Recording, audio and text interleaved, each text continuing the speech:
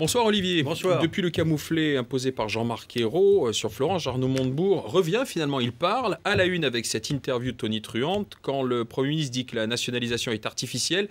Et bien Montebourg, lui, affirme, je cite, que la nationalisation temporaire est une solution d'avenir.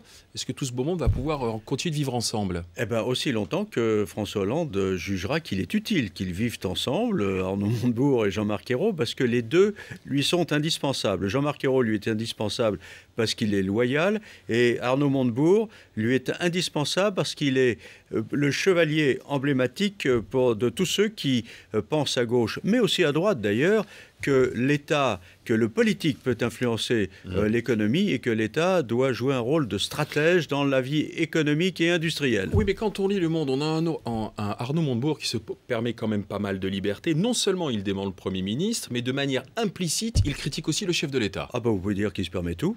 Parce que, par exemple, quand il dit, comme vous le disiez tout à l'heure, qu'on ne peut pas redresser l'appareil productif du pays avec les vieilles recettes libérales, ben c'est effectivement, et bien effectivement, l'accord de Florange qui est visé. Puis un peu plus loin, Arnaud Montebourg rappelle le discours mémorable de François Hollande au Bourget sur la retraite bancaire et sur la réforme bancaire et sur la réforme du système financier. Arnaud Montebourg dit « cette réforme, c'est la mère de toutes les batailles ». Et il nous dit ça précisément à la veille du Conseil des ministres où on va examiner une réforme qui est plan-plan, parce qu'elle va laisser beaucoup de liberté aux banques. Finalement, Arnaud Montebourg, il semble dire « Souvenez-vous, Monsieur le Président, de vos promesses de campagne ». Alors du coup, je vous pose la question autrement. Est-ce que François Hollande va tolérer longtemps les impertinences de son ministre? Est-ce qu'il est masochiste? Pas du tout. Simplement, il est réaliste. Vous savez, cette situation, elle me rappelle un peu celle de 1981, quand Jacques Delors, à l'époque ministre de l'économie et des finances, avait osé publiquement contrer François Mitterrand en demandant une pause dans les réformes. François Mitterrand n'était pas au courant, mais il n'a pas viré son ministre. Pourquoi?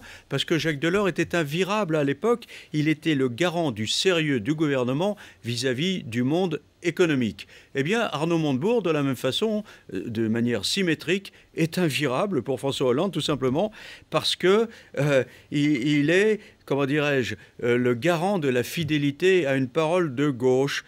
Et comme il ne partira pas de lui-même, parce que vous savez, Arnaud Montebourg, il pratique un peu l'antithèse de Jean-Pierre Chevènement. Jean-Pierre Chevènement disait un ministre, ça ferme sa gueule ou ça part. Et pour Arnaud Montebourg, c'est tout à fait le contraire. Un ministre, ça ouvre sa gueule et ça reste. Et tant qu'il pourra l'ouvrir, il restera. Alors, pendant ce temps-là, il ne reste plus que Jean-Marc Ayrault qui, lui, est prié par François Hollande de rester fidèle et loyal. Peut-être que le masochiste, c'est lui.